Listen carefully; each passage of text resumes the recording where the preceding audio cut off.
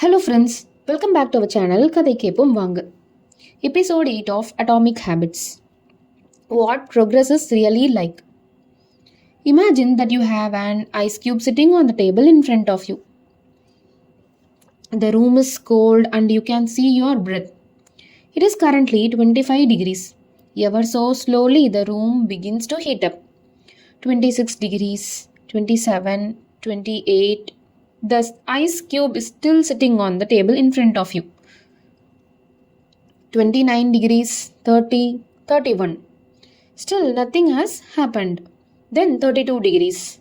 The ice begins to melt. A 1 degree shift, seemingly no different from the temperature increases before it, has unlocked a huge change. Breakthrough moments are often the result of many previous actions, which build up the potential required to unleash a major change. This pattern shows up everywhere. Cancer spends 80% of its life undetectable, then takes over the body in months.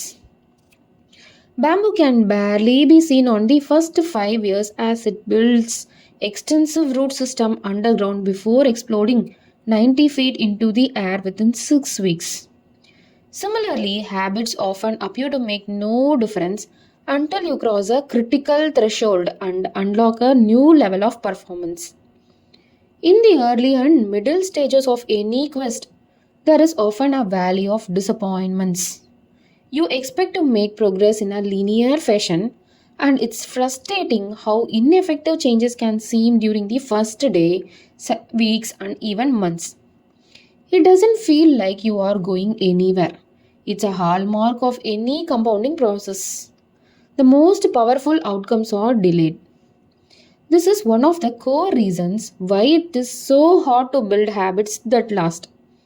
People make a few small changes, fail to see a tangible results, and decide to stop.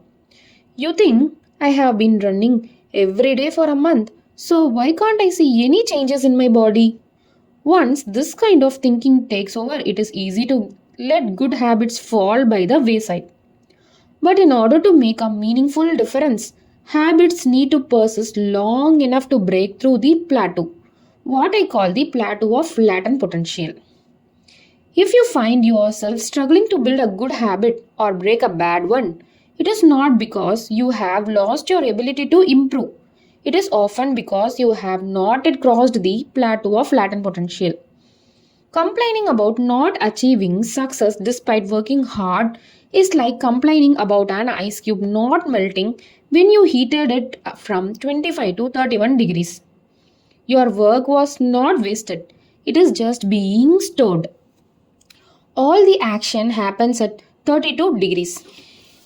When you finally break through the plateau of latent potential, people will call it an overnight success. The outside world only sees the most dramatic event rather than all that preceded it. But you know that it is the work you did long ago. When it seemed that you weren't making any progress, that makes jump today possible. It is the human equivalent of geological pressure. Two tectonic plates can grind against one another for millions of years, the tension slowly building all the while. Then one day, they rub each other once again in the same fashion they have for ages. But this time the tension is too great. An earthquake erupts. Change can take years before it happens all at once. Mastery requires patience. The San Antonio Spurs, one of the most successful team in NBA history, have a quote from social reformer Jacob Riis hanging in their locker room. When nothing seems to help, I go and look at a stone cutter hammering away at its rock, perhaps 100 times without as much as a crack showing in it. Yet at the 101st blow, it will split in two. And I know it was not that last blow that did it, but all that had gone before. All big things come from a small beginnings. The seed of every habit is a single tiny decision. But as the decision is repeated, a habit sprouts and grows stronger.